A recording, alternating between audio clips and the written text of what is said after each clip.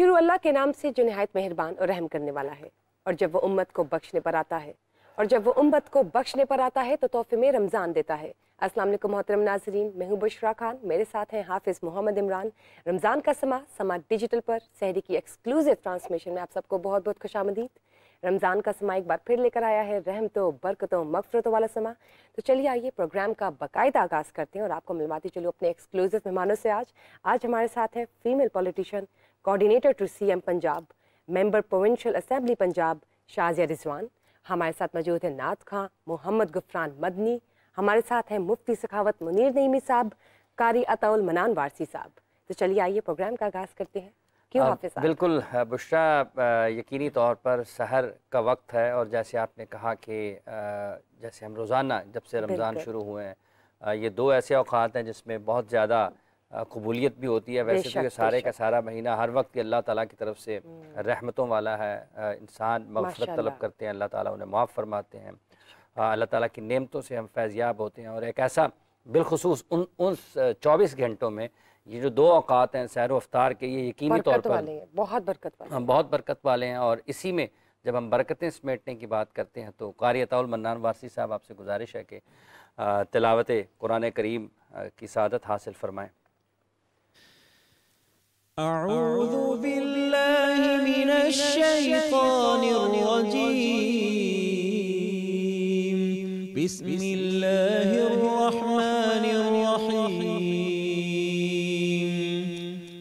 इन्नहु कान ला युमिनु बिल्लाहिल अज़ीम वला यहुद्दु अला तआमिल मिस्कीन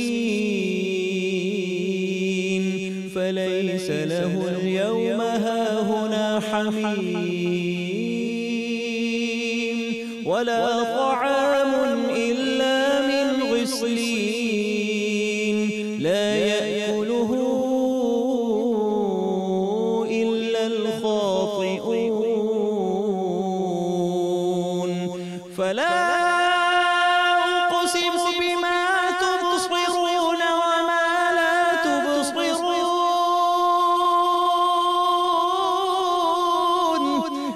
इन्नहु लक़ौलु रसूलिन करीमिन वमा हुवा बिक़ौलि शाइरिन क़लीलन मा तु'मिनून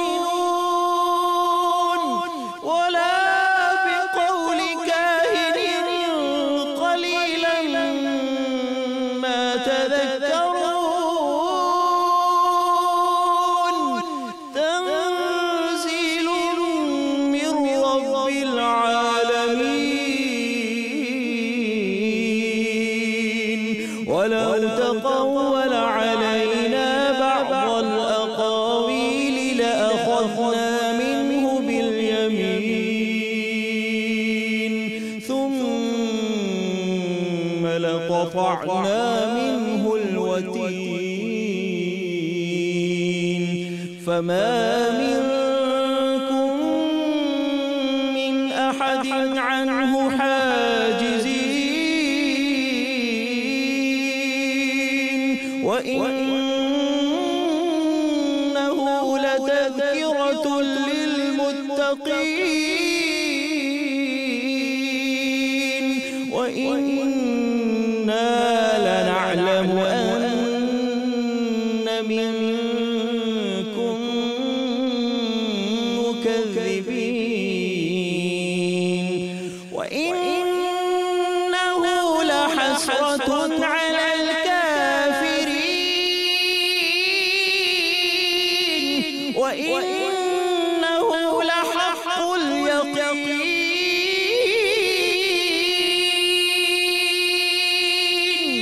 फसब्बिह बिस्मि रब्बिकल अज़ीम।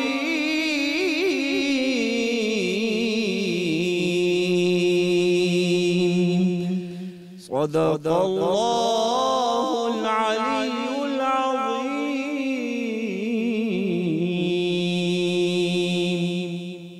जज़ाकल्लाह, सुभान अल्लाह, बहुत बहुत आपने सदक़ा रसूलुल्लाह प्यारी तिलावत पेश की, बहुत बहुत शुक्रिया आपका। बहुत बहुत शुक्रिया जनाब कारी साहब। जनाब बद्दी साहब से गुजारिश है कि अब गुफरान बद्दी साहब से जी कि नात रसूल मकबूल सल्लल्लाहु अलैहि वसल्लम पेश करें। जनाब बद्दी साहब। बिस्मिल्लाहिर्रहमानिर्रहीम। लो मदीने की तजल्ली से लगाए हुए हैं, लो मदीने की,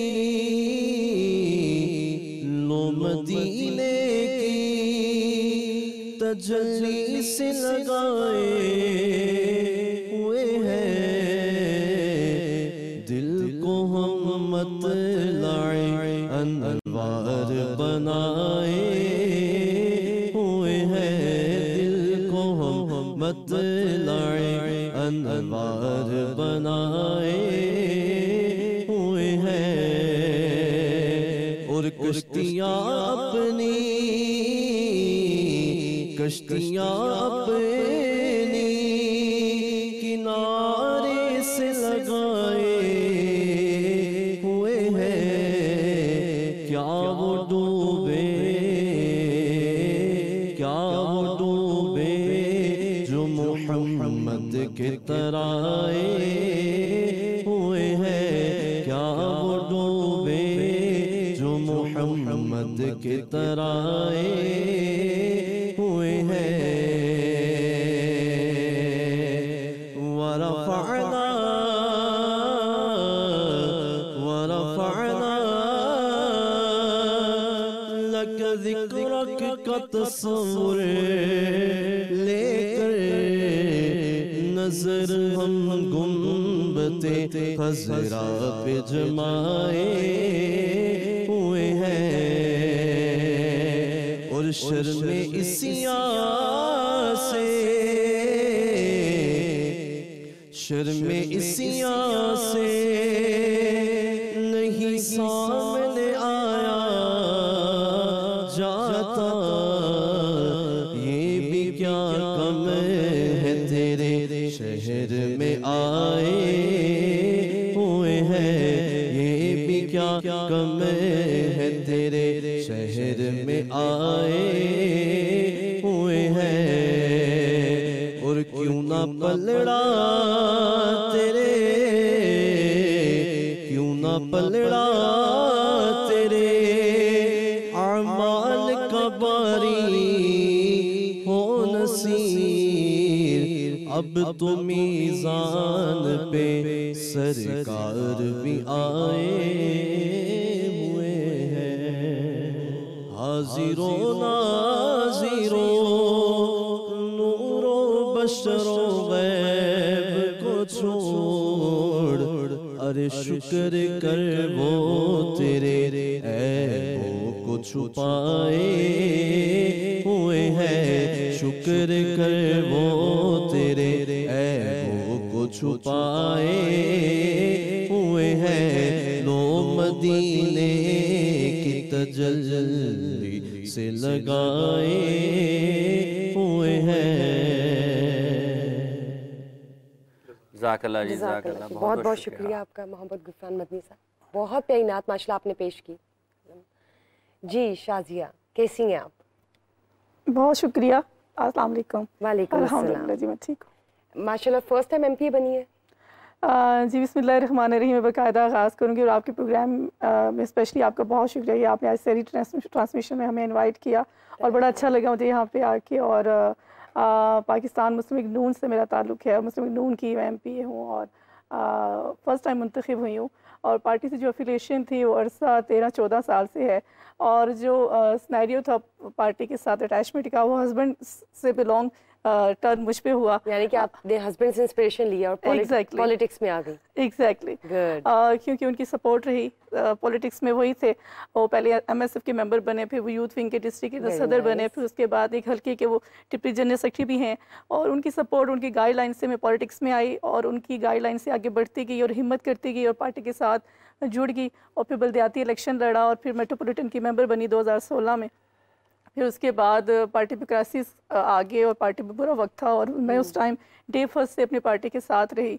और मुश्किल वक्त में आप कह लें कि मैं वो वाहिद बंदी थी पिंडी से जो उनके साथ रही, चाहे वो वोट को इज़्ज़त दो की तहरीक थी, चाहे वो पार्टी पर जो कायदीन के ऊपर जो भी केसेस थे, जितनी भी पेशियाँ थी वो साथ साथ रही, चाहे पूरे पाकिस्तान में होने वाले जितने भी जलसे होते थे, जो भी कैंपेनिंग होती थी, मैं मरियम नवाज़ साहिबा के साथ, अपनी कायद के साथ, नवाज शरीफ साहब के साथ, अपने कायद लीडर के साथ हर जगह साथ होती।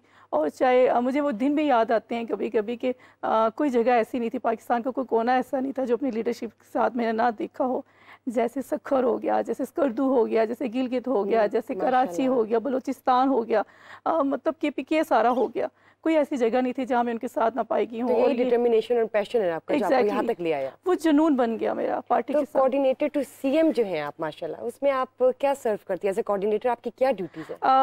मैं स्पेशली अपनी कायद मरियम नवाज साहिबा का स्पेशली दिली तौर पे शुक्रिया अदा करती हूँ कि रावलपिंडी डिवीज़न में जो MPs हैं हमारे जितने भी, उनके ऊपर उन्होंने मुझे उनका कोऑर्डिनेटर बनाया और मेरे लिए बड़ी एजाज़ की बात थी। मैं MPA तो थी, एक वर्कर को उन्होंने MPA बनाया और ये भी मेरे लिए बहुत बड़ी एजाज़ की बात थी। उन्होंने मुझे अपॉर्चुनिटी दी, आगे आने का मौका दिया।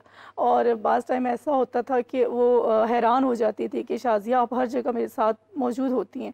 और जब मैं कोऑर्डिनेटर बनी तो उनके विजन को लेके इंशाल्लाह आगे बढ़ रही हूँ और पार्टी के साथ मोहब्बत जुनून पाया जाता है इंशाल्लाह इसको लेके। तो as a coordinator to CM Punjab, क्या आपकी वो है, जैसे कहते हैं ना हम JDs कह लें, या आपके टास्क होते हैं, या आप क्या strategies as a coordinator coordinate करती हैं? असल में मेरा जो प्लान है, जो मेरा विज़न है, मैं चाहती हूँ जो काम मेरी कायद मरियम नवाज़ साहिबा एज ए CM पंजाब बन के वो कर रही हैं, उनको लेके आगे चलूँ। अभी जिस तरह मेरा एक प्लान है, क्योंकि मैं एक हल्के की सदर भी हूँ ख़वातीन विंग की, और मुझे ये था कि मैं बड़ी चीज़ों को फ़ेस करते हुए मैं आगे बढ़ी। जब मैंने चीज़ों को फ़ेस किया तो वही चीज़ लेके पार्टी के साथ मेरा मोहब्बत जुनून डबल हो गया। ख़वातीन को बहुत सारे मसाइल, हेल्थ से रिलेटेड बहुत सारे इश्यूज़ होते हैं और जब ये इश्यूज़ हुए तो मुझे था कि मैंने भी कुछ करना है। और कोऑर्डिनेटर बनने का अल्लाह की तरफ से एक ब्लेसिंग थी, उन्होंने मेरा नाम खुद ही दे दिया और उनके साथ जुड़ने का एक मौका मिल गया। और जितने भी इश्यूज़ हो गए इंशाल्लाह, जो भी इश्यूज़ होते हैं उनसे डायरेक्टली डिस्कस करते हैं। हेल्थ को आप देख के चल रही हैं, तो मुझे बताएं, जब आप नहीं थी MPA तो आपने ऐसी क्या चीज़ें देखी जो कि फ्लॉज हम कह दें कि हेल्थ में थे पाकिस्तान या पंजाब को लेकर, तो अब आपने कोई स्ट्रेटजीज या कोई बिल पास करने की आपने कुछ एजेंडा रखे हुए माइंड में? क्या what there could be a change when you are the MPA? आप इस तरह क्वेश्चन बड़ा अच्छा किया कि हेल्थ से रिलेटेड आप ऐसा क्या करना चाहती हैं। जब MPA नहीं थी तब भी आपने क्या ऐसा सोचा? अब मैं जब MPA नहीं थी तो यकीन करें एक हल्के की सदर थी ख़वातीन विंग की, और मेरे अंडर तकरीबन 1700-800 लेडीज़ की टीम है पूरी, और मैं पिंडी में वाहिद लेडी हूँ जिसके पास सबसे बड़ी टीम मौजूद है। और मैंने ग्रास रूट लेवल से पॉलिटिक्स का आगाज़ किया और मतलब ये है कि अगर अपर लेवल लीडरशिप के साथ अटैचमेंट हो या लोअर लेवल पे लोगों के साथ अटैचमेंट है, मैंने वो रवाबित नहीं छोड़े। और जो लोगों के जो मसाइल थे ख़वातीन को लेके हेल्थ से रिलेटेड, जब हॉस्पिटल्स के दौरे करने पड़ते हैं तो यकीन करें गायनी वार्ड्स में ऐसी ऐसी चीज़ें होती थी, जब बाहर लाइनें में लगी ख़वातीन को देखती थी कि एक महीना 20-20 दिन ऑपरेशन का वेट करने में लग जाते थे। एग्जैक्टली या प्राइवेट भी नहीं, सरकारी, सर हम गवर्नमेंट से रिलेटेड हैं तो सरकारी हॉस्पिटल की बात करें। अद्वियात की फरहमी, मुफ्त जो अद्वियात थी उनकी फरहमी नापेद हो चुकी थी। प्रीवियस जितनी भी हमारी प्रीवियस जो गवर्नमेंट रही उन्होंने हेल्थ से रिलेटेड ऐसे कोई भी काम उस तरह के नहीं किए जो होने चाहिए थे, आवाम से रिलेटेड होने चाहिए थे। लेकिन अब मेरी कोशिश है कि मैं ख़वातीन के लिए कुछ करूँ, ताकि जो अभी हमारी CM साहिबा है मरियम नवाज़ साहिबा, जैसे हेल्थ से रिलेटेड आप देख रहे हैं जिस तरह वो सुपर फास्ट वुमन बनी हुई जी, और हर हॉस्पिटल के दौरे कर रही हाँ जी, हॉस्पिटल्स के दौरे कर रही हैं। और अभी इंशाल्लाह जो अद्वियात हैं चेंज पे क्या मेडिसिन ज़्यादा फ्री कर देंगे गायनी का? मैं उसी से रिलेटेड आगे मैं बात करी थी। अभी उनकी जो नेक्स्ट जो प्रोसीजर है उन्होंने ऐलान किया है कि जो अद्वियात हैं वो फ्री हो जाएंगे सरकारी हॉस्पिटल में। जब ये चीज़ मुमकिन हो जाएगी, 473.6 अरब का जो बजट है वो सेहत के हवाले से सारी मेडिसिन हर किस्म की जो भी मसले हैं। एक कॉलर ले लेते हैं। आपने कहा कि अद्वियात मुफ्त हो जाएंगी, यहीं से आगे बढ़ेंगे। एक कॉलर है जी हमारे साथ। अस्सलाम वालेकुम जी, कौन सा आप मोहतरमा, कहाँ से हैं बताइएगा? अस्सलाम वालेकुम। वालेकुम अस्सलाम जी कहिए। मैं इकरा बात कर रही हूँ लाहौर से। मेरा मुफ्ती साहब से सवाल है कि औरत को किन किन मामलात में शोहर की इजाज़त लेना जरूरी है? जैसे अपने माँ बाप के घर जाना है, नौकरी करनी है या पढ़ाई के लिए है, तो इजाज़त लेना ज़रूरी है शोहर से? ठीक है, आपका बहुत बहुत शुक्रिया, आपने सवाल किया। मुफ्ती साहब। बिस्मिल्लाहिर्रहमानिर्रहीम। हर मामले के अंदर एक जो शादीशुदा खातून है उसके लिए लाजिम है कि अपने खामन से इजाज़त ले। लेकिन जहाँ पर फ़र्ज़ का ताल्लुक़ होता है, मसलन जैसे नमाज अदा करनी है या रोज़ा रखना है, इसी तरह अगर हज को जाना है और इसके पास अपना अलहदा से ख़र्चा मौजूद हो और महरम भी साथ इसका मौजूद हो, तमाम तर जो शरई तकाज़े हैं पूरे हों। मिसाल के तौर पे ख़ावंद इजाज़त नहीं देता, कहता जी मैं तुम्हें रोकता हूँ तुम हज पे ना जाओ, चूँकि अगर इसके ऊपर हज फ़र्ज़ था तो ख़ावंद की इजाज़त इसके लिए ज़रूरी नहीं है। इसी तरह नमाज़ पढ़नी है, नमाज का वक्त हो गया, ख़ावंद कहता है तुम मेरे काम करो, तो ऐसी सूरत हाल के अंदर ख़ावंद की इत्तिबा लाजिम, बल्कि ख़ावंद अगर रोकता है तो भी अल्लाह ताला के हवाले से जो फ़राइज़ हैं वो अदा करने लाजिम है। फ़र्ज़ रोज़ा रखने से ख़ावंद मना नहीं कर सकता।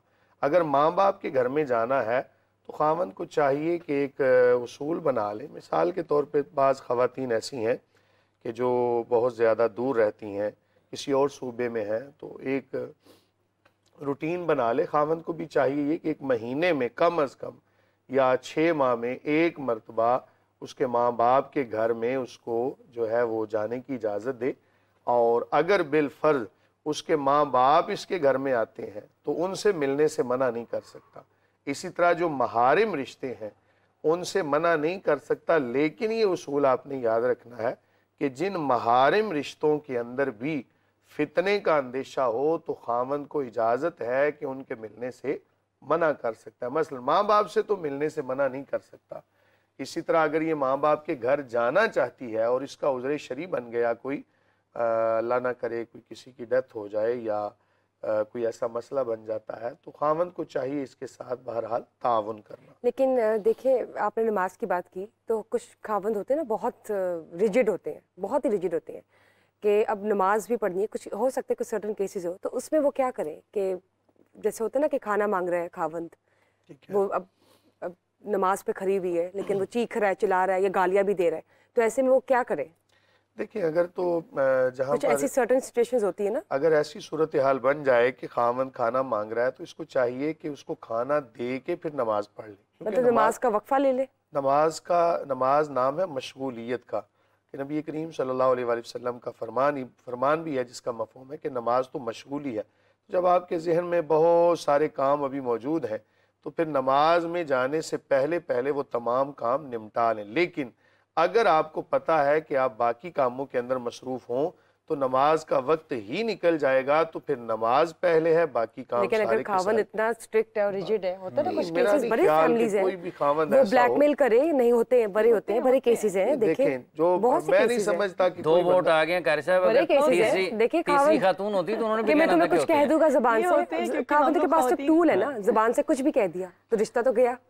तो वो ऐसे में बड़ी चीज़ें होती हैं, तो ऐसे में आप फिर जैसे कहते हैं, क्या रास्ता है उसका? हाँ जी, इसके लिए क्या रास्ता देखिए, अगर तो मेरा नहीं ख्याल, क्योंकि आप कह रही हैं, लेकिन मेरा नहीं ख्याल कि कोई ख़ावंद इस हद तक गुजर जाए कि वो फ़र्ज नमाज पढ़ने से भी उसको रोके। ऐसा सर्टन केसेस तो हैं, लेकिन चले ऐसा वो मुझे मुमकिन ये नहीं है। बताएं, लेकिन फिर भी अगर कोई ऐसी सूरत हाल बने तो खातून को चाहिए कि नमाज सिर्फ फ़र्ज अदा कर ले, सुन्नतें ना पढ़े, सिर्फ फ़र्ज अदा करने के बाद फिलफौर अपने ख़ावंद की इत्तिबा में लग जाए। मैं यहाँ पर ये बात भी ऐड करना चाहूँगा, बल्कि इसी से रिलेटेड है वो, कि खातून को चाहिए कि फ़र्ज नमाज अदा कर ली है ना, या जितने फ़राइज़ हैं उनकी अदायगी कर ली है, तो उसके बाद वो जितना मुमकिन हो सके ना अपने ख़ावंद की इत्तिबा करे। क्योंकि हुज़ूर नबी करीम सल्लल्लाहु अलैहि वसल्लम फरमाते हैं, जिसका मफ़हूम है कि अगर एक खातून इस हाल में अल्लाह ताला से मुलाकात करे, यानी दुनिया से जाए, कि उसका ख़ावंद उससे राज़ी था, तो अल्लाह ताला उसको ये इख्तियार अता फरमाएगा कि जन्नत के जिस दरवाजे से चाहती हो दाखिल हो जाओ। तो मैं ये समझता हूँ कि खातून के लिए तो जन्नत कमाना बड़ा आसान है।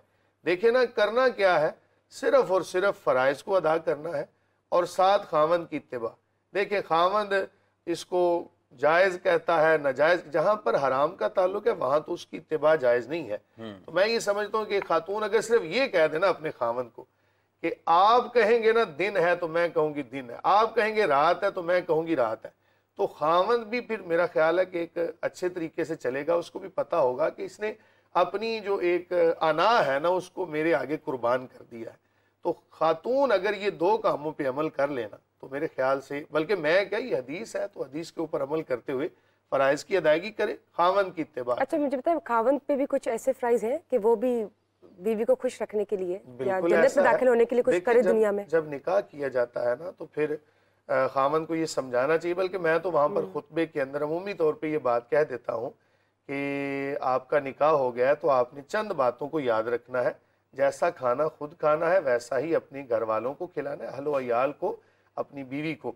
बाज़ दफ़ा होता ही है कि खामद बाहर जाके खुद तो दावतें उड़ा रहे होते हैं और घर आते हैं तो बीवी को फ़ोन कर देते हैं, जी आप खाना खा लेना। तो मेरा ये मशवरा है कि अगर आप बाहर कहीं खाना खा रहे हैं तो वापस आते हुए कोई एक पार्सल आप ले आएंगे, तो इससे देखें बीवी के दिल में एक मज़ीद मोहब्बत बढ़ेगी। और इससे बढ़ के आप अगर सुन्नत पर अमल करते हुए ये मद्देनज़र रखें कि मैं जैसा खुद खाऊंगा वैसा ही अपनी बीवी को खिलाऊंगा, जैसा खुद पहनूंगा वैसा ही अपनी बीवी को पहनाऊंगा, जैसी रिहाइश में अपने लिए पसंद करूंगा वैसी ही अपनी बीवी के लिए। तो अगर ये तमाम तर चीज़ों को मद्देनज़र रखा जाए तो मेरा ख्याल है कि एक घर बड़े आसान तरीके से चल सकता है। इससे बढ़कर हुन्ना लिबासुल्लाह कुम अंतुम लिबासुल्लाह हुन्ना के जो अल्फाज है ना, कि तुम उनके लिए एक पर्दा हो वो तुम्हारे लिए पर्दा है। तो बाज़ दफ़ा उयूब व नकायस होते, इंसान है ना। लेकिन ये बताएं मुफ्ती साहब, मियाँ बीवी की तो चले बात आ गई, अब जो बच्चियाँ इन लॉज में रहती हैं, सास ससुर होंगे या नंदे होंगे या देवर होंगे, तो क्या अब अच्छा बुशरा, एक मैं खावंद इजाजत दे दी है, सास कहती नहीं भैया अभी तो नहीं जाना। अगर देखिए, उसमें मैं क्या करें? मुफ्ती साहब की ये वाली बात तो हाँ आगे जी, लेते हैं, ये भी लेकिन बता पहले- देना जरा। मैं ना इस MP अगले एक बार MP साहब का स्किप हो जाएगा मामला। हाँ, नहीं ये स्किप नहीं होता। नहीं, असल वो मेरा वो मुफ्ती बात साहब- जो है ना ज़हन से निकल अच्छा, चले जाए। उनको भी चले। हम जब खुतबा देते हैं ना निकाह के अंदर, तो उसमें एक आयत पढ़ते हैं जनाब, आप सब ने सुनी होगी। क्या खुतबा? या अय्युहन्नास सुत्तकू रब्बकुमुल्लज़ी खलक़कुम मिन नफ्सिन वाहिदा, ए तमाम लोगों अल्लाह से डरो। अगर हाफिज साहब इस आयत को समझा दिया जाए ना वहां पर, कि यहाँ पर खिताब सिर्फ मियाँ बीवी को नहीं है, यहाँ पर खिताब उस जगह पर बैठी हुई सास को भी है, वहां पर बैठे हुए ससुर को भी है, वहां पर नंद जो बैठी हुई है उसको भी खिताब है, यहाँ पर तमाम लोग जितने सुनने वाले हैं उनको ये खिताब है, या अय्युहन्नास इत्तकू, ए तमाम लोगों अल्लाह से डरना। ये जो निकाह हो रहा है ना, जो नई खातून एक तुम्हारे खानदान के अंदर आई है, इसके मामले में अल्लाह से डरना, जवाब तुमने अल्लाह को देना है। बेशक आप बिल्कुल ठीक बात कर रहे हैं। मुफ्ती साहब मुझे ये बताइए, अभी आपके पॉइंट को भी ऐड करते हैं, मियाँ बीवी खावंद इजाज़त दे दी, ज़ाहिर काम तो जायज़ ही होगा ना, मिलने जाना है या कोई भी सूरत हाल हो सकती है।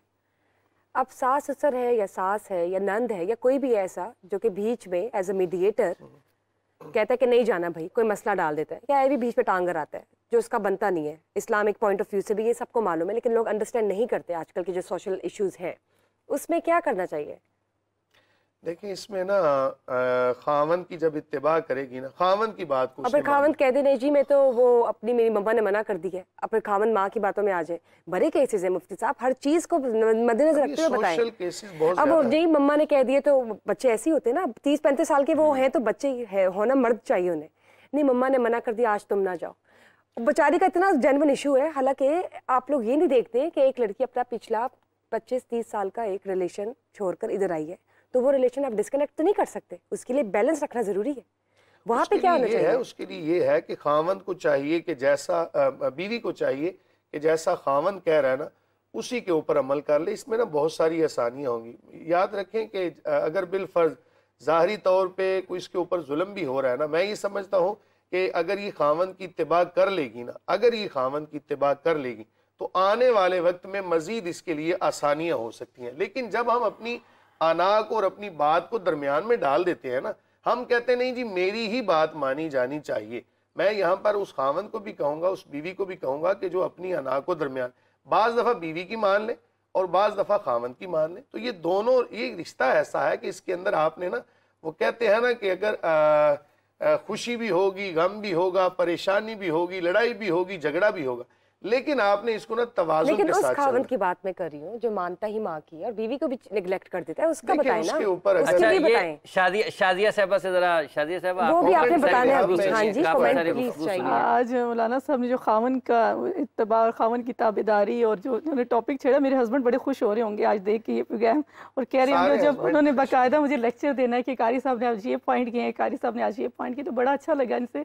और ये चीज़ें तो हमें डे फर्स्ट से माँ बाप की तरफ से सिखा दी जाती हैं कि घर जाना है बेटे, पराए घर जाना है तो खावन की सुननी है, तो खावन की सुननी पड़ती है। लेकिन मैं इस मामले में कहूँगी कि मैं खुशकिस्मत हूँ कि सपोर्टिंग और मोहब्बत करने वाला हस्बैंड मिला। अगर मैं कहना चाहूँ, जिस तरह उन्होंने कहा कि एक अगर जिस तरह का लिबास खुद पहने उसी तरह का बीवी को लेके दे, तो मेरे हस्बैंड जब लिबास लेने की बात आती है, जब शॉपिंग कराने की बात आती है, तो वो खुद शॉपिंग कम करते हैं। और अगर एक सूट प्लान ये होता है कि एक जोड़ा लेना है तो वो 4-4 5-5 ले दे, अगर जूता एक लेना है तो 4-4 5-5 माशाल्लाह आपकी तो एग्जांपल जो है ना वो पता चल रही है कि आपके हस्बैंड ने आपको सपोर्ट किया। यू आर एन एमपी है माशाल्लाह, यू आर। और जब मैं अपने निचले जब टीम की बात अभी मैंने की, खवातीन की एक टीम है, और मैं जब खवातीन के मसाइल, जब कारी साहब ने कहा कि आपने कहा कि नमाज बास हस्बैंड बड़े स्ट्रिक्ट होते हैं और गालम गलोच करते हैं, चीज़ें होती हैं, बड़े अजीज किस्म के मर्द होते हैं। आप माशाल्लाह उन मर्दों में नहीं, आप माशाल्लाह इल्म रखते हैं, नॉलेज रखते हैं, लेकिन मर्द इस किस्म के अजीब किस्म के होते हैं जो नहीं चाहते नमाज पढ़ते हुए मैंने गुस्सा चढ़ होता है कि मुझे खाना पहले क्यों नहीं दिया, मैं बाहर से थका हुआ आया हूँ। तो वो इस हद तक मर्द में ना एक चाय पे भी लड़ पड़ते होंगे कुछ। देखिए खपती शावर होते हैं, चाय पे भी लड़ पड़ते होंगे। हम ये बात नहीं करते कि सारे मर्द होता है, थोड़ा हम ये बात मर्द के अंदर सब्र का मादा कम होता है जो बुरी है, जिनकी वजह से वो बेचारी औरतें जो है उनकी किस अच्छा साहब, आपके पास के हम बैठे हुए हैं, एक ऐसे समाजी मसले को ज़ेरे गौर है। आप चूँकि आपका लोगों से रब्ता होता है, आप चूँकि MP ज़्यादा होता है, जब आपने कहा कि 700-800 ख़वातीन की टीम आपके साथ है, जब आप काम कर रहे होते हैं, उनको पोलिटिकल मूवमेंट होती है, उसमें आप काम कर रहे होते हैं, अमूमी तौर पर किस तरह के मसाइल का सामना होता है ख़ातून को बिलखुसूस? अगर 700-800 ख़वातीन है तो उसका मतलब ये कोई पोलिटिकल वर्कर है, सियासी वर्कर है, सियासी कारकुन है, घर से निकलना है, आना है, जाना है। यहाँ पे तो खाने और चाय का अड़ा हुआ है, मेरा चाय का पहले बनना चाहिए। तो किस किस्म के मसाइल होते हैं? असल में हमारे मुआशरे में थोड़ी गुर्बत ज़्यादा पाई जाती है, क्योंकि हम टिपिकल इलाकों से ताल्लुक़ रखते हैं, और ख़वातीन जो वर्कर्स होती हैं वो बाहर निकलना भी चाहती हैं, कुछ करना भी चाहती हैं, लेकिन घर की गुर्बत उन्हें बाहर नहीं निकलने देती, मजबूर कर देती है, क्योंकि अफोर्ड नहीं कर पाती। तो घर की जो गुर्बत होती है, बाज़ ख़वातीन ऐसी होती है जो गुर्बत को मुकाबला करने के लिए बाहर निकलती हैं, कुछ करने का एक अज़म होता है। तो वाकई हकीकतन ये बात है कि ख़वातीन को, मेजॉरिटी को बड़े मसाइल का सामना करना पड़ता है। और ख़वातीन जो होती हैं वो हालात की मारी होती हैं, और कुछ हस्बैंड, कुछ फैमिली सपोर्ट, जिस तरह इन लॉज की बात की, उनका क्रिटिसिज्म और बड़ी चीज़ों को फेस करना पड़ता है। लेकिन ये है कि ये चीज़ें जब मैं देखती हूँ तो यकीन कर पर्सनली मेरा बड़ा दिल दुखता है। और मैं सियासत में जब आई तो मैंने यकीन कर, मैं हर टाइम ये रमज़ान का महीना है और मैं दुआ भी करती हूँ कि या अल्लाह मुझे इस काबिल कर, इतना मुझे दे कि मैं कुछ कर सकूँ, मेरे दरवाजे से कोई खाली ना जाए। और मेरे अंदर बस हिम्मत ही होती है कि जब मेरे दरवाजे पे कोई आती है, कोई खातून आती है, जब मेरे घर के दरवाजे खुले होते हैं, ऑफिस के दरवाजे खुले होते हैं, उनके जो पर्सनल इश्यूज़ होते हैं, यकीन करें ऐसे होते हैं कि मैं अभी हैरान रह जाती हूँ। और मैं घर जाके ना नफल के शुक्राने के नफल पढ़ती हूँ कि या अल्लाह तेरा लाख लाख शुक्र है कि तूने उन लोगों ऐसे तकलीफ दे मसाइल सुनना पड़ते हैं। एग्जैक्टली। एक कॉलर है जी हमारे साथ, कौन साहब मोहतरमा कहाँ से हैं? अस्सलाम वालेकुम, रमज़ान का समा में आपको खुश आमदीद कहते हैं। वालेकुम सलाम, हुसैन बात कर रहा हूँ लाहौर से। जी हुसैन बताइए। मेरा सवाल ये है कि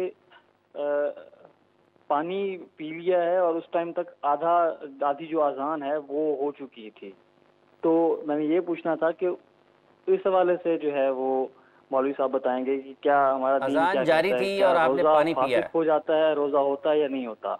अजान जारी थी और आपने पानी पिया है। मुफ्ती साहब देखिए, इससे पहले भी शायद इसको हमने डिस्कस किया था कि जो लिमिट है ना, हमने वो कुरान से लेनी है। कुरान कहता वकुलू वशरबू हत्ता यतबय्यना लकुमुल खैतुल अबियदु मिनल खैतिल अस्वदी मिनल फज्र, कि यहाँ तक कि सफ़ेद धागा काले धागे से जुदा हो जाए उस वक्त तक तुम खा पी सकते हो। अजान फज्र जो होती है ना, ये फज्र के वक्त में अजान होती है। ऐसा नहीं होता कि अजान जो है ये पहले दे दी जाए, अभी वक्त शुरू ना हुआ हो और कोई मुअज्जिन अजान पढ़ दें, तो जब अजान हो रही है आपको पता है तो उससे 1-8 मिनट पहले खाना पीना छोड़ दें, एहतियातन 2 मिनट पहले, बल्कि मैं तो कहता हूँ तो 3-4 मिनट पहले भी छोड़ देंगे तो कोई मसला नहीं है। कराहत तब आती है कि जब आप अपने आप को ये यहूद के साथ आप मुशाबत कर लें, वहाँ पे जाके कराहत आती है कि आप बिल्कुल रात में खा लें और कहें जी मुझे सहरी की ज़रूरत ही नहीं है। हुज़ूर नबी करीम सल्लल्लाहु अलैहि वसल्लम फरमाते हैं तसहरू फ़इन्ना फ़िस्सुहूरि बरका, कि तुम सहरी करो, सहरी के अंदर बरकत है। और साथ ये भी फरमा दिया कि हमारे रोज़ों में और अहले किताब के रोज़ों में जो फ़र्क है ना, वो सहरी इस्तेमाल करने का है। तो सहरी अज़ान फ़ज्र से आप 2-3 मिनट, बल्कि कैलेंडर्स आज मौजूद हैं तो इतनी देर पहले छोड़ दें। इन केस अगर कोई ऐसा मसला हो जाता है तो एहतियातन आप उस रोज़े को लौटा लें। मेरा ये मशवरा होगा, क्योंकि कुरान की सरी आयत का ना इनकार यहाँ पे लाजिम आ रहा है। एक बंदा जानबूझ के जनाब अजान के वक्त में खा रहा है तो ये मुनासिब नहीं। हाँ, यहाँ पर एक इस्तिस्ना हो सकता है कि जो लफ्ज़ है ना हत्ता यतबय्यन, यहाँ तक कि खूब वाजे हो जाए जो काला धागा है सफ़ेद धागे से। तो इसलिए अगर कोई बंदा ऐसा ज़ईफ़ था, कमज़ोर था, आप ये समझते हैं कि अभी उसकी आँख खुली थी, इन केस कोई ऐसा मामला हो जाता, आपने इसको कानून नहीं बनाना। इन केस ऐसा हुआ कि वो उठा तो उसने देखा अभी 3 से 4 मिनट बाकी थे, तो अब वो सहरी इस्तेमाल करेगा, तो अगर नहीं करेगा तो हो सकता है रोज़े को मुकम्मल तौर पे सही मानों में ना गुजार सके। तो हम उसको कहेंगे कि अगर बिल फर्ज कभी ऐसा हो गया कि 1 मिनट उसका गुजर गया तो हम उस हदीस को मद्देनजर रखेंगे कि हुज़ूर नबी करीम सल्लल्लाहु अलैहि वसल्लम ने फरमाया कि जब तुम किसी बर्तन में से इस्तेमाल कर रहे हो तो अपनी ज़रूरत को पूरा करने से पहले उसको नीचे ना रखो। तो इन केस अगर कोई ऐसा मसला हो जाता है तो उम्मीद करते हैं कि उसका रोज़ा हो जाएगा, लेकिन एहतियातन इस रोज़े को बाद में कज़ा कर ले ताकि जो जहन के अंदर इसके वसवसा था वो भी ख़त्म हो जाए। और वसवसा अगर नहीं है, वसवसा नहीं है तो ठीक है, उम्मीद करते हैं कि गुनाहगार नहीं होगा, वसवसा कभी उम्मीद है अल्लाह की बात का। अच्छा शादिया साहबा, जब हम अब नई हुकूमत बनी है, आपके ख्याल में अहदाफ क्या हैं और सबसे बड़ी मुश्किल क्या है? क्या ये मुश्किल है कि ओपोजिशन की तरफ से खासी ओपोजिशन है? अच्छा क्वेश्चन आपने किया कि अहदाफ क्या हैं, और आपको पता है कि जब मुस्लिम लीग नून का टन्योर जो भी गवर्नमेंट का आया, जब आया, पाकिस्तान में तरक्की और खुशहाली का सफ़र तय हुआ। और 2017 से पहले आप देखें कि मुल्क में तरक्की और खुशहाली थी, महंगाई का खात्मा था, हर तरह से हर चीज़ फ़ाल थी। और उसके बाद जो गवर्नमेंट आई, पाकिस्तान बदतर से बदतरीन हो गया। और अभी जो अज़्म हमने ठाना है, मुस्लिम लीग नून ने पंजाब के हवाले से मरीम नवाज़ साहिबा ने जो ठाना है, वो गरीब आवाम की खिदमत का ठान लिया है। और आपको पता है शहबाज शरीफ साहब जिस तरह हमारे प्राइम मिनिस्टर हैं, वो खादम पाकिस्तान कहला रहे, खादम पंजाब रहे हैं, और वही विजन लेके मरीम नवाज़ साहिबा आगे बढ़ रही हैं। और यकीन करें जो भी सर्कल है, जो भी हदाफ है, वो मरीम नवाज़ साहिबा का ये है कि आवाम की खिदमत करनी है, चाहे वो ज़राअत है, चाहे वो एजुकेशन है, चाहे वो सपोर्ट है, चाहे वो हेल्थ है, चाहे वो IT सेक्टर है, चाहे वो जिससे भी रिलेटेड कोई भी ऐसा प्लेटफॉर्म। मेडिसिन की सॉरी बात हो रही थी, हाँ। तो मुझे बताए मेडिसिन एक कॉलर ले लें। हाँ जी, कॉलर ले लें। अस्सलाम वालेकुम जी, कौन साहब है मोहतरमा, कहाँ से हैं? वालेकुम अस्सलाम, मैं गुजरावाला से रेहाना बात कर रही हूँ। जी रेहाना साहबा बताइए। जी, मेरा ये सवाल है कि औरत का ब्यूटी पार्लर में काम करना जायज़ है? ठीक है, क्या किसी खातून का ब्यूटी पार्लर में काम करना जायज़ है मुफ्ती साहब? मैं यहाँ पे कमेंट देने से पहले जब मैं मुआशरे को देखता हूँ ना, तो फिर एक और रंग भी सामने आता है। हंस रहे मुफ्ती साहब। सवाल ऐसा है कि देखिए, अगर तो सिर्फ नीयत ये हो ना कि किसी खातून की तज़यीन और आराइश इस माना के अंदर कि उसके चेहरे को या जो उसकी मुनासिब एक चेहरा है या उसके हाथ पाँव हैं उनको मुनासिब तरीके से बनाना, तज़यीन व आराइश वाला मामला, तो ये एक जायज़ अमर है। लेकिन जहाँ तक बात आती है ना कि फ़्रॉड वाला मामला करना, या फ़्रॉड वाला मामला इसलिए कह रहा हूँ कि हमारे यहाँ बहुत सारे ऐसे मर्द हज़रात हैं, कहते हैं जनाब जब हमें तस्वीर दिखाई जाती है निकाह के लिए तो वो बड़ी मनान वारसी साहब भी बहुत हंसे। यानी कि ये सर्टन केसेस आपके पास आए हुए हैं, ये आए हुए हैं, जिन केसेस की हम बात करते हैं वो इनके पास नहीं आए हुए, लेकिन ये वाले केसेस इनके पास आए हुए हैं। जब धोने के बाद सब मेकअप वाले केसेस आपके पास ऐसी नहीं, धोखे के जुमरे में, धोखे के जुमरे में अगर आप लें तो ये मुनासिब नहीं है। लेकिन जाहिर है कि ख़वातीन के जो चेहरे के बाल हैं इनको भी मुनासिब तरीके पर तलफ करना, तो ये ज़ाहिर है कोई खातून ही करेगी तो ऐसी सूरत हाल में जायज़ है। लेकिन याद रखें उस मेकअप करना जायज़ नहीं है, इसका मतलब आपका? मेकअप करना जायज़ है, मैं इसके मुखालिफ नहीं बात कर रहा, मेकअप करना जायज़ है, लेकिन मेकअप के अंदर इतना नहीं कि चेहरा ना तो कोई ऐसी हराम चीज़ इस्तेमाल हो कि जिसकी वजह से इबादत के अंदर खलल वाक़ हो, और ना ही ऐसा हो कि जहाँ पर ख़वातीन का जो सतर है वो दूसरी ख़वातीन के सामने खोला जाए। अगर ये सारी चीज़ें ना हो तो मुनासिब तरीके से ब्यूटी पार्लर का काम करना ये जायज़ अमर होगा, लेकिन धोखे के ज़ुमरे में नहीं आना चाहिए। इस कदर चेहरा बदल देना कि जनाब वो किसी और के हवाले से कोई धोखा हो लगे कुछ और ही है। अच्छा मुफ्ती साहब, आपने कारी साहब से पहले कारी साहब, आपने बहुत बड़ा एक कहकाल सा एंजॉय लगाया बताएं। जी इतना खुल के आपको मैंने इतने दिनों में पहली मर्तबा मुस्कुराते हुए आपके साथ भी वो कोई केस या मेकअप वाला कोई ऐसा? नहीं, ब्यूटी पार्लर में काम करना ज़ाहिर है कि उनकी जॉब होती है, जो भी लड़कियां वहाँ काम करती हैं जायज़ है, उसकी इजाज़त है, लेकिन जो शरई हुदूद क़ुयूद मुफ्ती साहब ने बताई हैं उसका तो ख्याल रखना चाहिए। बाकी बात ये कि कुछ इस तरह के मेकअप के जो आलात हैं या चीज़ें जिससे चेहरे को नुकसान पहुंचता हो वो यूज़ नहीं करने चाहिए। जैसा कि पिछले दिनों वहाँ पे तो वो नुकसान को छुपाने के लिए लोग जाते हैं। औरत ने हमारे घर की एक औरत ने इसी तरह फेशियल करवाया तो कुछ घंटों बाद ही ना उसके चेहरे की जिल्द जल गई। तो इस तरह की चीज़ें भी यूज़ नहीं करनी चाहिए अगले को नुकसान देने के लिए। जो भी एक काम करे ना उसे पता होता है कि लोकल चीज़ है या ब्रांडेड है, ठीक है ना। उसमें अगर वो लोकल चीज़ें यूज़ करेगा अगले का चेहरा ख़राब करेगा तो भी जायज़ नहीं है। इस तरह की चीज़ों का ख्याल रख कर अगर वो ब्यूटी का पार्लर का काम करते हैं तो जायज़ है। हाँ, नुकसान ना हो, नुकसान नहीं होना। अब ब्रांडेड पे चले जाएंगे तो फिर वो कहेंगे ये तो बनाई किसी और ने है। नहीं बस इनको तो इस्तेमाल नहीं करना चाहिए। मैं अगर अपनी चीज हाफिज साहब यहाँ पे ऐड करूँ, मुझे बिल्कुल ब्यूटी पार्लर के हवाले से ना मेकअप के हवाले से एक बहुत ज्यादा एलर्जी थी। मैं कहता था शुरू से मेरी एक आदत अभी भी अल्हम्दुलिल्लाह ये है कि मैं कहता था जो एक रियलिटी होती है ना इंसान की, एक अपना आप होता है, वो ही होना चाहिए। और मैं खवातीन के मैं अपनी मिसेज के हवाले के साथ नहीं पसंद, जी बिल्कुल ऐसा ही है। मैं अपनी मिसेज के हवाले से अगर बात करूँ तो उस वक्त तो जब तक अभी शादी नहीं हुई थी मेरी कोई उनसे बात कोई राब्ता ऐसा नहीं था। जब शादी हुई तो एक समझ लें कि खामोश पैगाम उन तक गया था कि जो मुफ्ती साहब हैं उनको मेकअप वगैरह बिल्कुल पसंद नहीं है।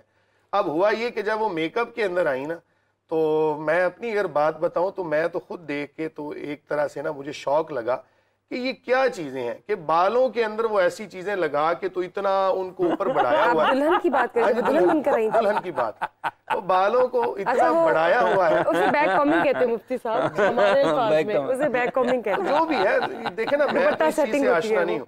तो अब वो कद को थोड़ा सा कुछ 4-5 इंच अगर आपने बढ़ा दिए कद को तो वो देखने वाला एक तरह से पहले तो खुश होगा लेकिन बाद में उसके सामने रियलिटी आएगी। मैं ये समझता हूँ कि अगर इस कदर आप किसी इंसान को किसी खातून को उसकी शक्ल तब्दील करके पेश करते नहीं तो आपके साथ ये वाकया हुआ है। आराइश है ये तो एक मिनट हाफिज साहब मुझे ये बताइए, आपने ठीक है एग्जांपल दी है, बहुत नेचुरल और जेन्युइन एग्जांपल है, we really appreciate and respect that first of all. लेकिन मुझे ये बताइए कि क्या आपने मेकअप के साथ जो देखा या मेकअप के बगैर जो देखा उसमें भी कोई आप चेंज? देखिए मैं ये समझता हूँ कि मैं अगर अपनी मिसेज की बात करूँ या उन खवातीन की बात करूँ कि जो हमेशा बावुज़ू रहती हैं तो अल्लाह ताला उनको ना एक खास नूरानियत अता फरमाए। इस बात को आपको मानना पड़ेगा। तो अगर आप खवातीन को ये समझा देना कि आपने खूबसूरती के लिए बेटा वुजू करना है तो मेरे ख्याल से एक असल जो नूरानियत है ना वो कभी मिटने वाली नहीं। तो ये जो मेकअप है ये तो आर्जी तौर पे है ना, अपने चेहरे पे एक ऐसा मास्क लगाए ना मुनासिब हद के अंदर अगर आप रह के अपने चेहरे को थोड़ा सा शाइन करती हैं, खवातीन जो शाइन करती हैं। देखिए जिनके हस्बैंड मांगते ही है कि तुम तैयार अगर हस्बैंड की रिक्वायर तैयार होके रहो, अगर हस्बैंड की रिक्वायर हो, इस्लाम में भी है कि आप अपने हस्बैंड के लिए तैयार होके रहें। कारियताउल मनान वारसी साहब अपने खामन के लिए तज़यीन व आराइश को इस्तेमाल करना जायज है। मैं उन खवातीन की बात कर रहा हूँ कि जो ज्यादा करती हैं, जो जिन्होंने जब बाहर जाना होता है ना तो फिर मेकअप करना और घर में ऐसे ही रहना, ये सर बांध के रहना। हाँ, घर में खामंद आया तो जनाब सर के ऊपर पट्टी बांधी हुई है, खामंद आता है कहता है जी मैं तो चलो सुकून के ज़ाहिर है अल्लाह ताला ने एक दूसरे के लिए सुकून के लिए पैदा किसी के साथ हुआ है ऐसा कोई एक्सपीरियंस? ऐसा अक्सर हमारे पास जो केसेस आते हैं, दारुल इफ्ता में भी अक्सर खामंद जो आते हैं ना वो आके अपनी रुदात सुनाते हैं, कहते हैं जनाब हम घर आए थे तो साहिबा ने सर बांधा हुआ था और जैसे ही हम कहते हैं शॉपिंग के लिए जाना है या हमने जनाब फलां शादी की तकरीब में जाना है तो बन संवर के। तो मेरा सवाल है कि ये बनावट ये बनाओ श्रृंगार उनको एक मोटिवेशन मिल रही है, एक नहीं तो वो मोटिवेशन अच्छी बात है। मेरे सामने हाफिज साहब 2 से 3 केसेस ऐसे हैं। कारी साहब की राय ले लें। आप क्या कहेंगे इस हवाले से? एक पॉइंट है तो मेरे पास 2 से 3 केसेस आए, वो खावंद कहने लगे कि मैंने कहा लड़ाई क्यों होती है आपकी, तो उन्होंने जब ये सारी बात बताई ना तो कहते हैं जनाब जब हमने जाना होता है ना बाहर तो ये साहिबा बड़ी तैयार होकर बड़े अच्छे कपड़े पहन के तो बैठ जाती हैं, तो खामन कहते हैं हम ये समझते हैं कि हम रोजाना ही इनको शॉपिंग पे ले जाएं ताकि कम से कम ये तैयार तो हो जाए। तो ये प्रॉब्लम्स हैं हमारी। ये बात शरई तौर पे नज़र में रखनी चाहिए कि औरत जब भी मेकअप करे या करवाए। आप मेकअप के हक में हैं?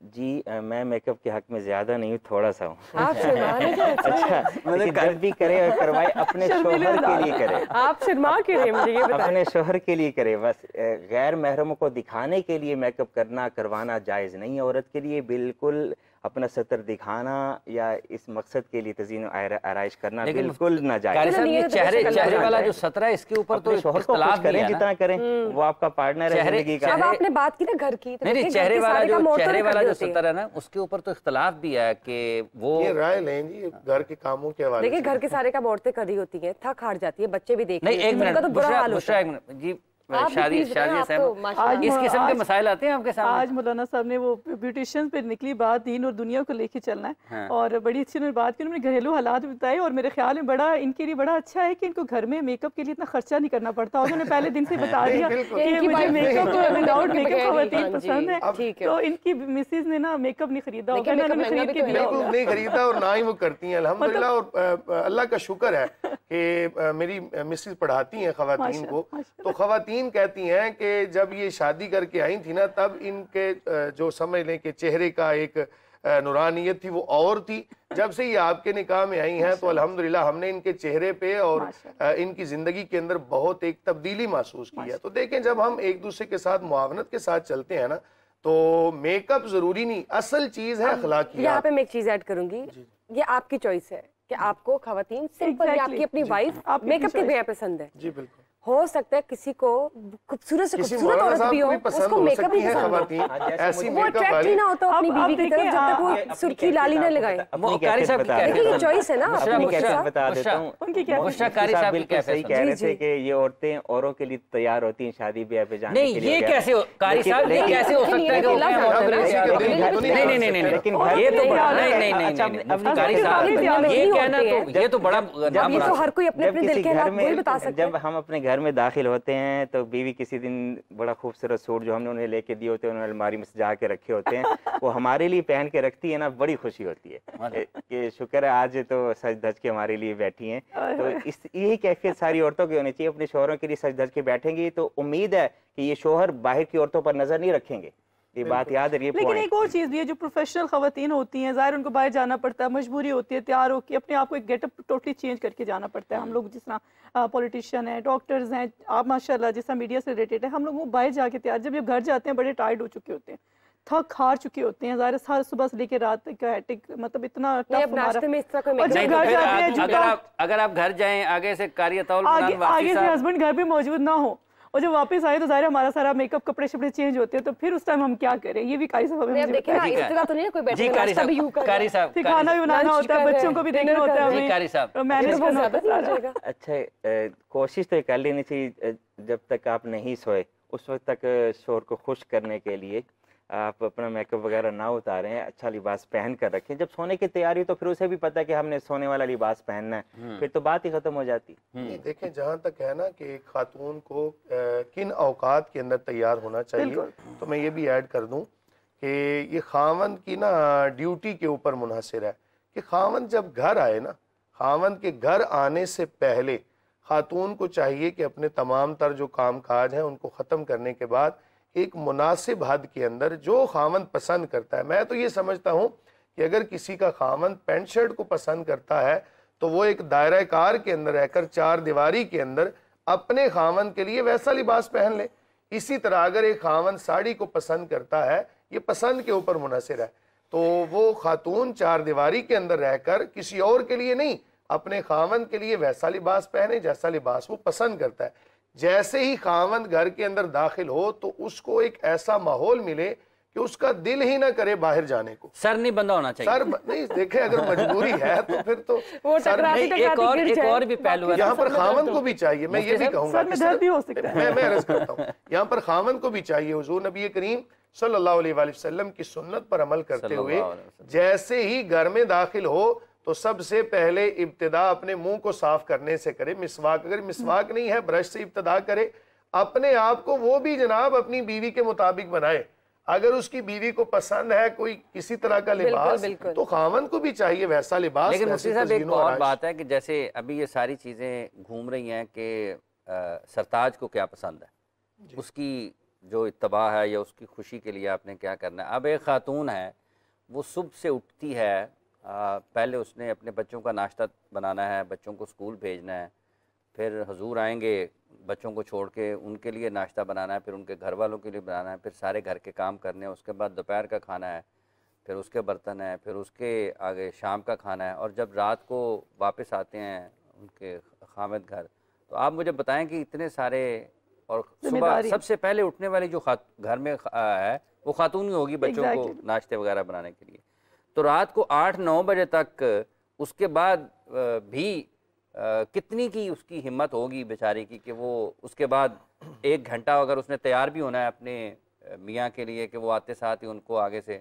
जो है वो कोई काफ की परी मिले, तो वो नहीं वो ताज रखे ना क्या सोने का। उसके लिए आप आ गए हैं, उसके लिए क्या है, 12-14 घंटे काम करने के बाद बस हल्की सी फेयर एंड लवली या छोटी छोटी क्रीम लगा ले और खुश हो जाए, काफी है। अच्छा, आपने फेयर लवली की बात, क्यों भाई, ये तो रंगत, फिर फ्रॉड नहीं आ गया? नहीं फ्रॉड आ गया। मुझे लगता है घर लेके जाते हो, और के लिए करना है, मुझे लगता है घर वो लेके जाते हो। जब हम हुजूर नबी करीम सल्लल्लाहु अलैहि वसल्लम की सीरत को मद्देनजर रखेंगे ना, या उम्महातुल मोमिनीन, या मैं चले हज़रत सैयदा तय्यबा ताहिरा, हज़रत सैयदा फ़ातिमा ज़हरा रज़ियल्लाहु ताला अन्हा, उनकी सीरत को ही सामने रखूं, तो आपने घर के कामकाज भी किए, आपने चक्की भी चलाई, हज़रात सैयदना हसनैन करीमैन रज़ियल्लाहु ताला अन्हुमा उनकी परवरिश भी की, उनका झूला भी झुलाया, और जब वो इस शिकायत को लेकर, शिकायत कह लें या इसको एक नबी करीम सल्लल्लाहु अलैहि वसल्लम की बारगाह में गई, या रसूलुल्लाह सल्लल्लाहु अलैहि, सारा दिन काम काज करती हूँ, थक जाती हूँ, तो कोई खादिमा, कोई गुलाम, कोई ऐसी कोई चीज़ अता फरमा दें ताकि मेरे काम काज के अंदर हाथ बट जाए। तो मेरे करीम आका अलैहिस्सलातु वस्सलाम ने ये नहीं फरमाया कि बेटा गुलाम ले जाओ, कहा कि बेटा एक वजीफ़ा ऐसा बताता हूँ कि तुम काम काज करोगी ना तो तुम्हारी थकावट भी दूर। ये वाक़या बड़ा तवील है, मैंने शॉर्टकट करके बयान किया। तो करीम आका अलैहिस्सलातु वस्सलाम ने फरमाया कि ऐसा वजीफ़ा देता हूँ कि तुम काम काज भी करोगी, थकावट भी दूर हो जाएगी, अल्लाह तुम्हें बरकतें भी अता फरमाएगा। और ये सिर्फ उनको वजीफ़ा नहीं बल्कि पूरी उम्मत को ये आगे डिलीवर हुआ। अल्लाह अकबर। फरमाया कि हर नमाज के बाद तुमने अल्लाह अकबर पढ़ना है 34 मरतबा, 33 मरतबा तुमने अल्हम्दुलिल्लाह पढ़ना है, 33 मरतबा सुबहान अल्लाह, यानी 100 का आदत जो है ना ये ज़िक्र व अज़कार का, ये तुमने मुकम्मल करना है। तो उसकी बरक़ात क्या होंगी कि तुम्हें अल्लाह ताला तुम्हारी थकावट भी दूर फरमा देगा, तुम्हें बरकतें भी मिलेंगी। तो अब हज़रत सैयदा के बारे में जब हम पढ़ते हैं ना रज़ियल्लाहु ताला अन्हा, तो आपके मुबारक गर्दन के पास एक निशान पड़ा हुआ था, वो जो डोल उठा के, पानी का डोल। तो आज हम इसको तो देखें, हमें वो तो नहीं उठाना पड़ रहा। तो अगर थोड़ी बहुत कहीं पे परेशानी आ जाए, कुछ थोड़ा सा दुख मिजाज के खिलाफ कह लें आ जाए, तो सिर्फ ये याद रख लें कि आज हमें कुएं से पानी निकालना नहीं पड़ता, आज हमारी खवातीन को हाथ से चक्की चलाना नहीं पड़ती, आज हमारी खवातीन को वो सारे के सारे काम हाथ से नहीं करना पड़ रहे कि जो एक पुराने ज़माने में हमारी जो मॉडल्स खवातीन हैं, हमारी जो हमारी असलाफ है, उन्होंने जो काम किया। फिर आज मर्द को भी ना तो ऊंट पे चलना पड़ता है, ना घोड़े पे जाना पड़ता है, ना तो इसलिए हमें दोनों को ना एक दूसरे के साथ ताउन के साथ मुआवनत के साथ चलना चाहिए। और रही बात देखिए ना, ये तस्वीर फातिमा के बारे में ना मैं मर्दों को भी बात कर दूं। मौलाना ने फरमाया कि हर नमाज के बाद पढ़ना चाहिए। इसमें एक और रिवायत भी है कि फजर के बाद कोई पढ़ ले और असर के बाद पढ़ ले, आसानी के लिए। हर नमाज के बाद कोई ना भी पढ़ सके तो भी 24 घंटे की थकावट दूर हो जाएगी। और हमने इस पर बाकायदा तजर्बा किया है। जब कभी कभी छोड़ भी देते हैं, छोड़ भी जाती है, लेकिन जब हम पढ़ते हैं ना, जितनी मर्जी थकावट हो फौरन दूर हो जाती है। इस सुन्नत पे कोई अमल करके देखे, औरतों की थकावट भी दूर, मर्दों की थकावट भी दूर। ये सारी चीजें वो है कि रिपीट कर दे, वही सुबहान अल्लाह 33 मरतबा, अल्हम्दुलिल्लाह 33 मरतबा और अल्लाहु अकबर 34 मरतबा फजर की नमाज के बाद पढ़ ले। इसी तरह असर के नमाज के बाद भी पढ़ लें, पूरे दिन की थकावट दूर हो जाए। इसको तस्बीह फातिमा कहा जाता है। बड़े फजाइल है। ये तो एक है ना, एक दो जो हमारी समझ में। इसके देखे ना, ये वो वजीफा है। आज हम कहते हैं हमें फलां मौलाना साहब ने वजीफा बताया, फलां पीर साहब ने बताया। ये वो वजीफा है कि जो खुद सरकार दो आलम सल्लल्लाहु अलैहि वसल्लम ने अता किया, और अता किनको किया? अपनी प्यारी बेटी हजरत सैयदा फातिमा ज़हरा रज़ियल्लाहु ताला अन्हा को। और उनके तवस्सुल से देखें आज हम तक पहुंच रहा है। तो ये तो मैं समझता हूँ कि हर किसी को करना चाहिए। और रही बात ये कि जहां तक बात है ना, मेकअप की बात चली थी, मैं उसको क्लोज करते हुए एक हतमी राय भी कायम कर दूं। हजरत सैयदना उस्मान गनी रदी अल्लाह तआला अन्हु आप बहुत ज्यादा खूबसूरत थे, इतने ज्यादा खूबसूरत थे। देखे ना कि हजरत करीम आका अलैहिस्सलातु वस्सलाम की दो शहजादियां यके बाद दीगरे हजरत सैयदना उस्मान गनी रदी अल्लाह अन्हु के निकाह में आई, तो इतने ज्यादा खूबसूरत थे। किसी ने कहा हुजूर ये खूबसूरती का राज क्या है? तो आपने फरमाया कि जब भी वुजू फासिद होता है ना, मैं वुजू कर लेता हूँ, यानी वुजू की हालत में रहता हूँ। उसकी बरकत ये है कि अल्लाह ताला मुझे नूरानियत भी अता फरमाता है, मेरे हुस्न में भी इजाफा हो जाता है। और वुजू की हालत में जो रहता है नूरानियत तो अता होती है। एक हदीस पाक में आता है, जो शख्स ये चाहता है कि उसका रिज़्क खोल दिया जाए तो हर वक्त वुजू में रहे। तो जो शख्स इस दौर में भी, हमारे इस दौर में बहुत लोगों ने तजर्बा किया, जो लोग 24 घंटे वुज़ू में रहते हैं, हत्ता कि सोने से पहले भी वुज़ू करके सोते हैं, उठते हैं तब भी वुज़ू करते हैं, जब वुज़ू टूटता है फ़ौरन वुज़ू कर लेते हैं, पाक हालत में रहते हैं, तो उनका रिज़्क खोल दिया जाता है। हमने बहुत से लोग ऐसे देखे हैं जो बिल्कुल गरीब से होते थे, वो लाखोंपति, करोड़ोंपति, अरबोंपति हो गए वुज़ू की हालत में रहने की वजह से। इस वजीफे पे भी अमल करके देखें इंशाल्लाह। हमारा दीन है इतना खूबसूरत, हमारा दीन है इतना खूबसूरत कि हमारा दीन इतना आसान है। अगर हम इस पे तवज्जो दें और इस पे अगर हम अमल दरामद करें, यकीन कि हमारी ज़िंदगी बिल्कुल आसान हो जाए। हमारी ज़िंदगी में मुश्किलात तभी हैं तब कि दीन से हम दूर हो रहे हैं, और दीन से दूरी तभी है कि हम लोग उनकी तालीमात पे अमल तो सुनते तो हैं सब कुछ, हमें बड़ी अट्रैक्ट करी होती है बातें, लेकिन हम अमल जैसे बाहर जाते हैं हम जिंदगी की तगदो में बिजी हो जाते हैं। ओ जी ये है, ओ जी दीन बहुत खूबसूरत है, हमारा दीन बहुत खूबसूरत है। मैं कहती हूँ जितनी आसाइशें, जितनी आसान जिंदगी हमारी दीन से रिलेटेड है ना, हम इसको अपना लें तो हमारी जिंदगी आसान है। मुफ्तियाने कराम ने तो आज उसमें कहीं कहीं मेकअप की भी इजाजत दी। उन्होंने जैसे ख़वातीन की मुश्किलात की बात की, तो देखिए अगर हम देहात में देखें तो ख़वातीन सुबह सवेरे उठना, फिर देखें उनके जानवर, फिर उसके बाद सब कुछ खेती बाड़ी, बच्चे, सब कुछ देखने बड़ी मुश्किल लाइफ है ना। ख़वातीन का जो जिम्मेदारी थी ना, बिल्कुल अगर मर्द अपनी जिम्मेदारी पूरी करे, खातून अपनी जिम्मेदारी एक दायरा कार के अंदर रहकर पूरी करे ना, तो ये सारे काम हो जाते हैं। अच्छा शाजिया साहबा, ये सारी आपने गुफ्तगू सुनी है, ख़वातीन में भी ये बहस मुबाहिसा होता है कि मुसीबत ही पैगी कार जाके गलें सुननी है।